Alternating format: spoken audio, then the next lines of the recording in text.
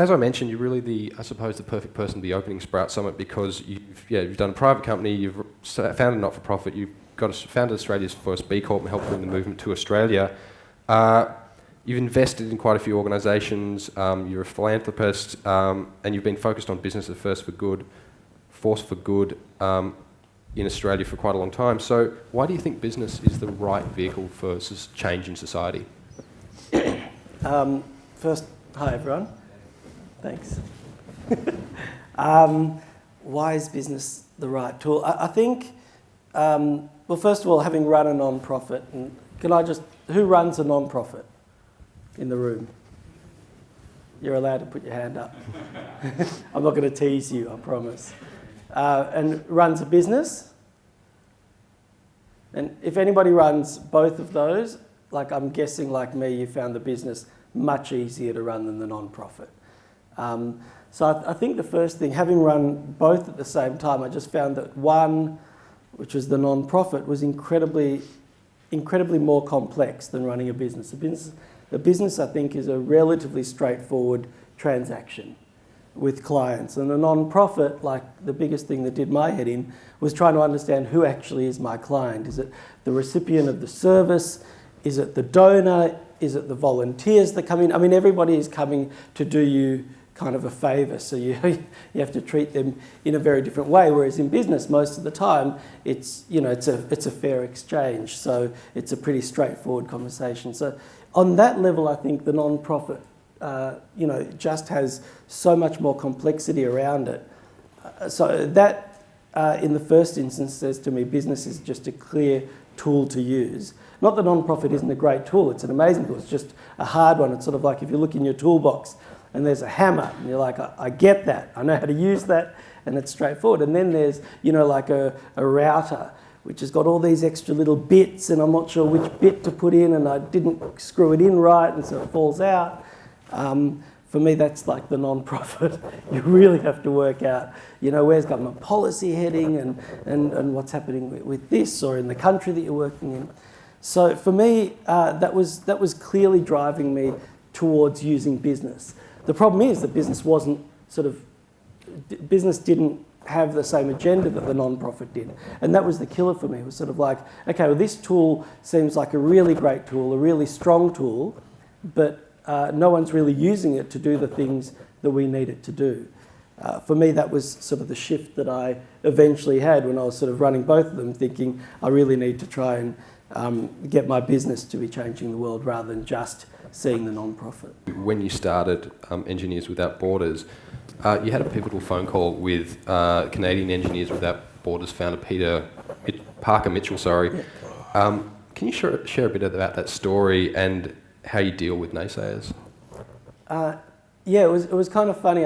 So I had this idea of Engineers Without Borders, not that it's such a surprise because the doctors had created the Without Borders brand, decades earlier and had won the Nobel Prize, so I don't see any genius in the name.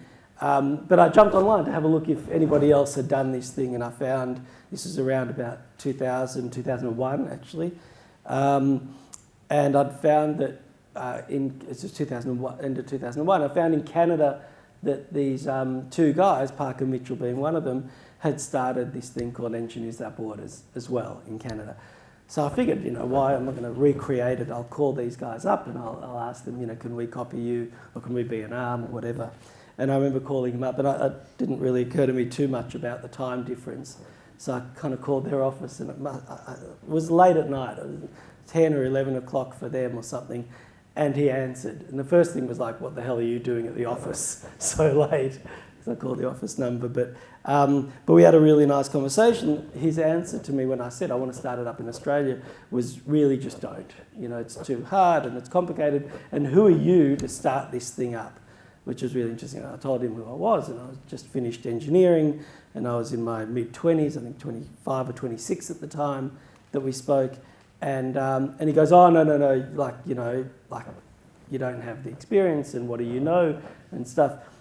And it was interesting because I was just reading the articles about him. He was 26 at the time as well, had just finished engineering and was in exactly the same boat that I was in, but had started it. So it's really interesting. And he's a great guy, and eventually we've become very close friends, and he's been a wonderful mentor to me.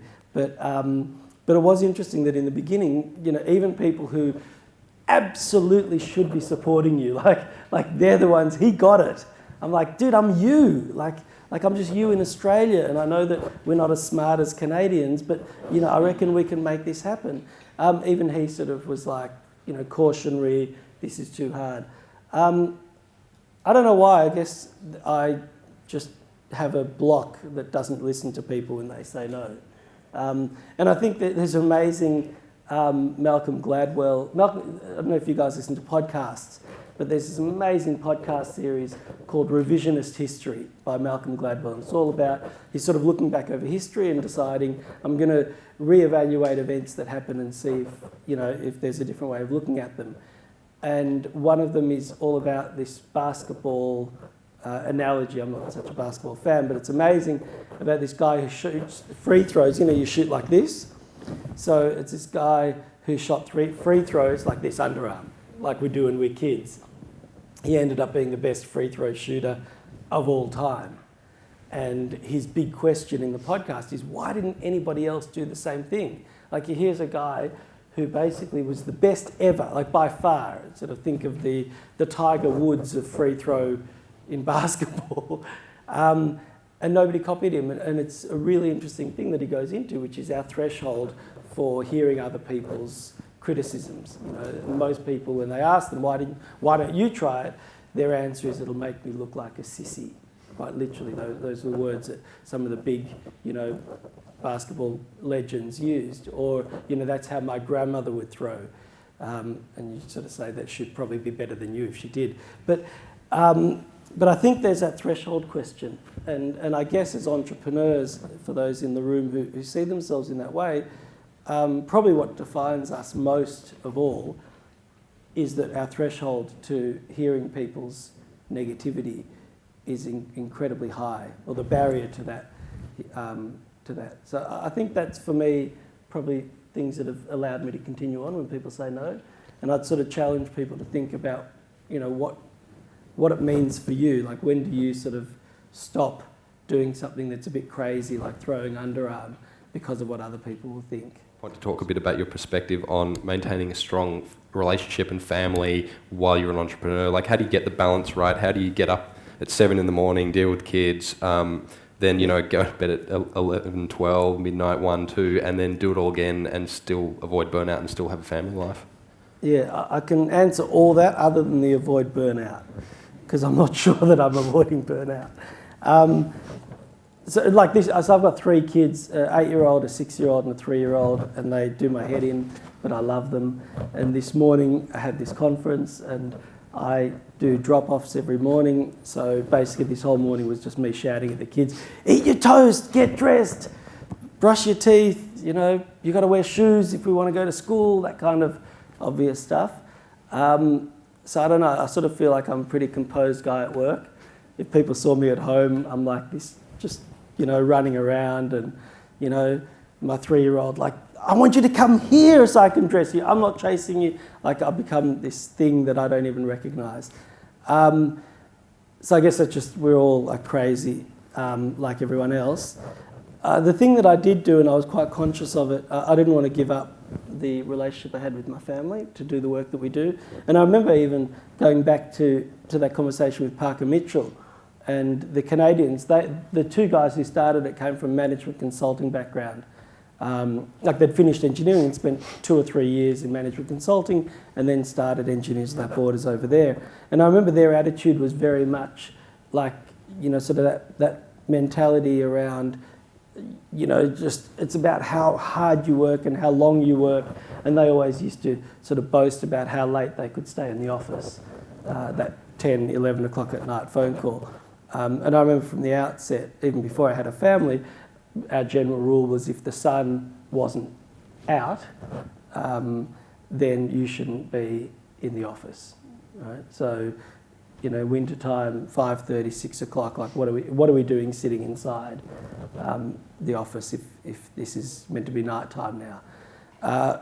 So when my kids came along, I tried to really embody that. I went down to 4 days a week as CEO of Engineers Up Borders for my son and then my daughter second, and by the third I'd moved on. And really took sort of that day a week to be with the kids. And it was hard. I think that's why I sort of say my answer is not that I found this beautiful balance. I just prioritised family.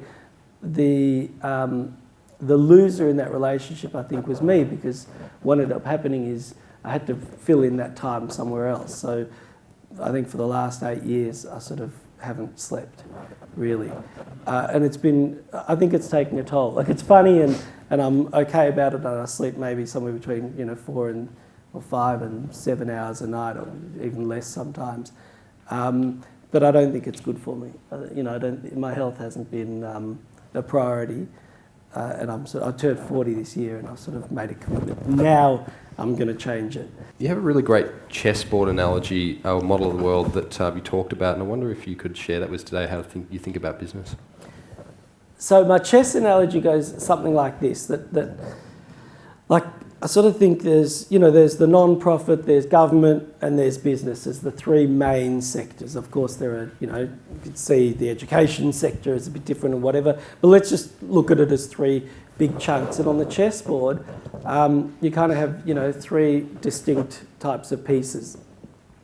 So the pawns, largely, in my mind, are the non-profits. Right? They're usually relatively small. There are obviously some big ones, but thousands and thousands of small ones. And their role mostly is to set up positions on the board. They're almost sacrificial. And I remember that even with Engineers At Borders, I was very clear that our job wasn't to use engineering to solve poverty. Right? Our job was to try and manipulate or move the engineering profession, the engineering sector, to take that responsibility to solve poverty, right? And using appropriate technology. So really our job was to sort of, when you move your pawn to threaten another piece, right? No piece wants to get eaten by a pawn, so they run away. So, we'd go in and threaten the larger engineering companies or even provide opportunities for them to say, hey, listen, you can get involved and do this stuff. So we were really that pawn to try and influence the movement of others rather than, win the game ourselves. Then you've got the king, and the king in my mind is government. This is probably the most important thing, and why in my sort of portfolio you'll see business and non-profit, but not yet government, and I don't know if that'll ever happen. Because I sort of think what happens with the king is the most important piece. Like, without a king there is no game, you've lost. And I think the same is true. And if you look at Syria, or if you look at Libya, or even Zimbabwe, like these things, when you've got governments that are either defunct or completely non-existent, there is no structure. Right? There's no game to be played. It's all the pieces are just doing their own thing.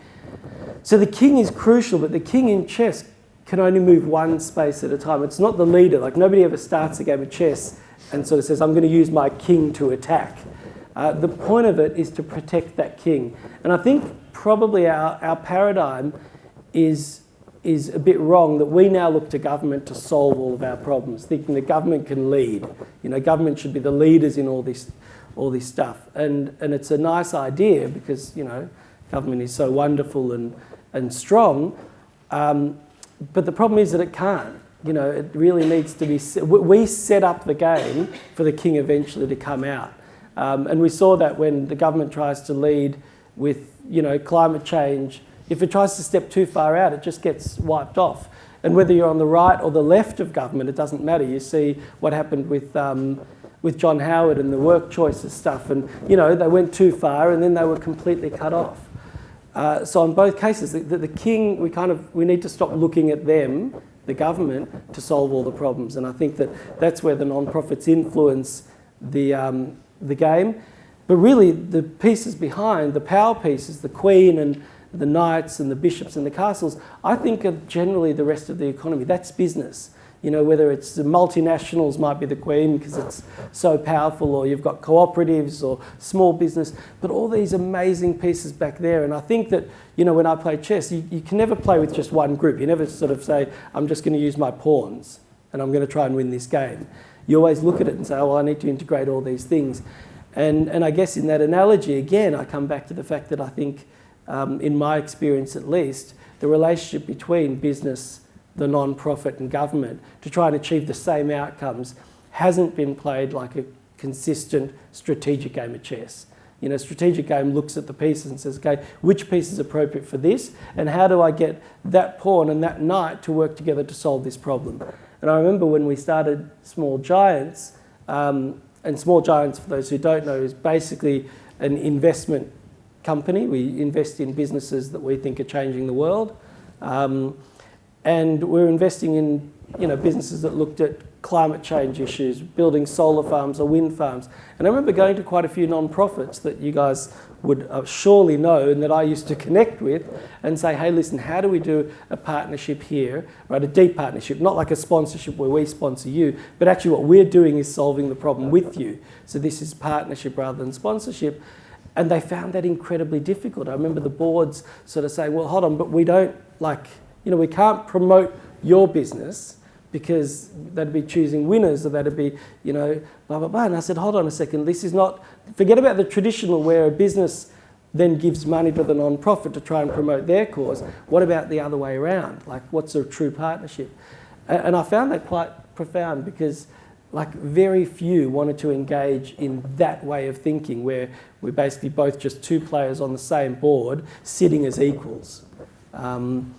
So I guess that's my chess analogy. If we can get that going, I think we'll have an unbeatable team. Well, let's quickly, we've got about 5 minutes, and quickly open it up to audience questions. We've got this throwable mic today for questions. So is there any questions for Danny? But my name is Phil and I'm from Maclean Care in northern New South Wales. And I'm just interested in your distinction between business and not-for-profit. Business and not-for-profit. I think that's a very dangerous distinction.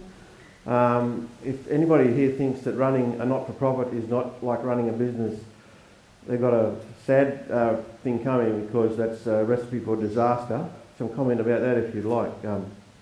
Thanks. Yeah, I mean, it's an interesting question. I guess my point was not that non-profit is not like a business. I think it's a business plus. Right, so it's more complicated. You absolutely do have to run it sort of like a business. I guess when we use that term, what we mean is, I guess, using professional structures. But it's not run like a business in terms of its intention and its motive. I think the opposite is what I'm saying, which is businesses need to start thinking about purpose and meaning in what they do, like the non-profit does. When the non-profit makes a decision, the decision is not based on the bottom line alone. The decision is based on multiple factors. And currently, in business, traditionally, the decisions are made with a relatively simple bottom line calculation.